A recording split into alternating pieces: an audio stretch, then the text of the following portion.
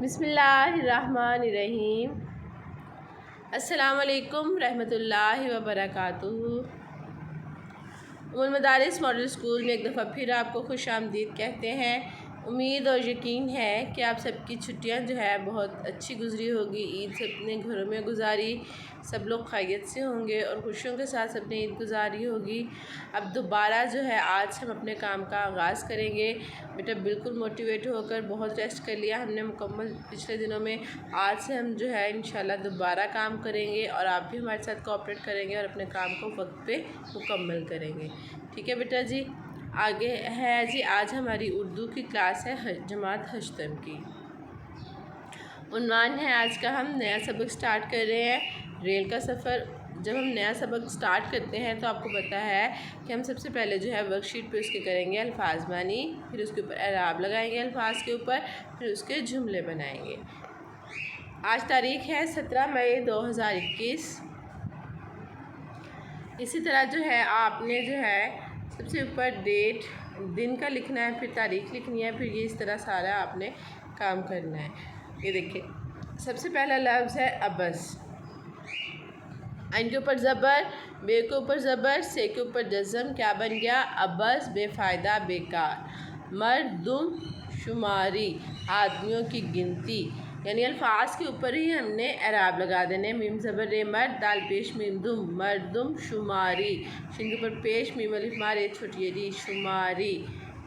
گنجائش، جگہ ٹھکانہ۔ للکار، یہ آسان سے ہے، اعراب میں نے لگائے ہوئے، اس کو آپ کر سکتے ہیں۔ نعرہ، سخت آواز سے کسی کو بلانا تو کسی کو للکارنا ہوتا ہے۔ باہم، آپس میں ایک دوسرے کے ساتھ، ٹھیک ہے۔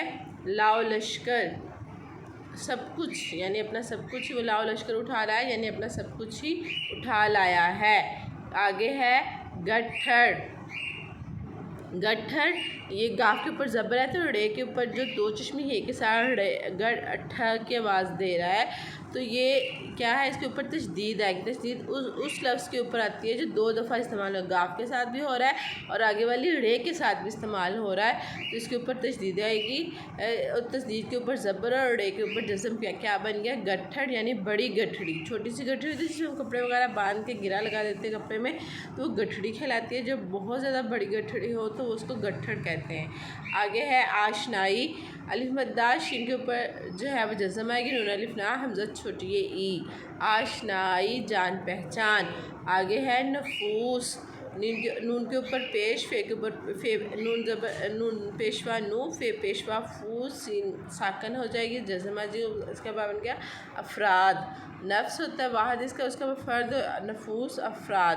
عوام الناس، یہ دیکھیں اس کے اوپر نون کے اوپر بھی تشدید آ رہی ہے کیونکہ عوامن میم کے ساتھ بھی یہ مل رہا ہے اور پھر ناس، آگے ناس کے ساتھ بھی نون مل رہا ہے تو نون کے اوپر تشدید آ جائے گی، اس لیے عوام الناس عام لوگ کو کہتے ہیں عوام الناس۔ اس کے بعد ہے جی ہم یہ لنگوٹی، ٹھیک ہے۔ لنگوٹی، جیسے یہ پہلوان جب کشتی لڑتے ہیں تو وہ چھوٹی سی انہوں نے نکر پہنی ہوتی ہے تو اس کو جانگیا بھی کہتے ہیں، تو یہ لنگوٹی اس کو کہتے ہیں۔ لنگوٹی ہوتا ہے چھوٹا سا نکر، یہ جانگیا۔